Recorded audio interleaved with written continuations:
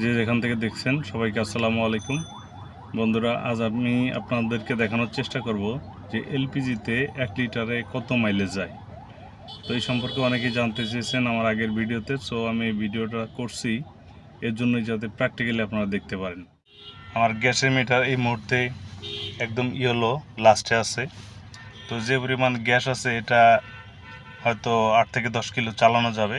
তো আপনারা দেখতে পাচ্ছেন আমার গ্যাসের সিগন্যাল একেবারে ইয়েলোতে আছে।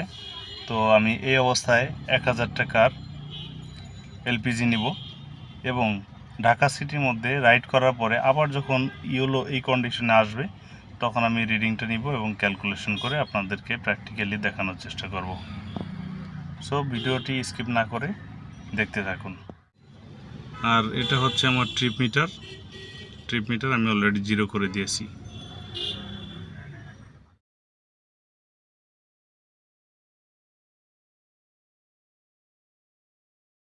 The next day. দর্শক, গতকালকে দেখিয়েছিলাম যে ঠিক এই হলুদ বাটনে আসার পরে আমি তেল নিয়েছিলাম 20 লিটার।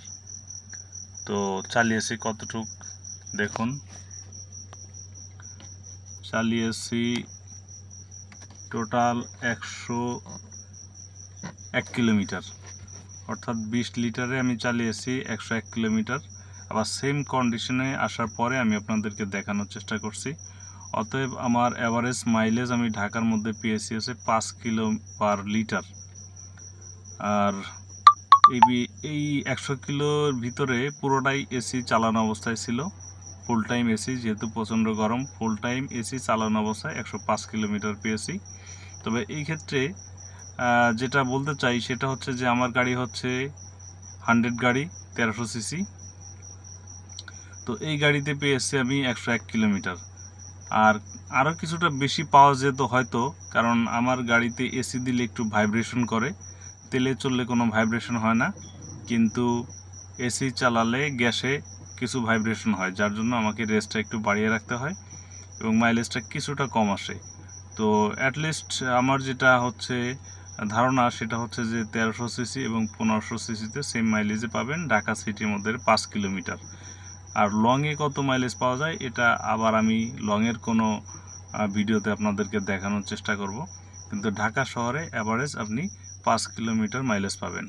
তো অনেকে বলে থাকে যে আপনারা তেলে যে মাইলেজ পাবেন তার চেয়ে 1 লিটার কম পাবেন। এটা অনেকাংশেই আমার মনে হয় সঠিক তথ্য না। কোনো কিছু জানা থাকলে কমেন্টসে জানাতে পারেন। আর যারা আমার চ্যানেলে নতুন অবশ্যই চ্যানেলটি সাবস্ক্রাইব করে পাশে থাকবেন আশা করি।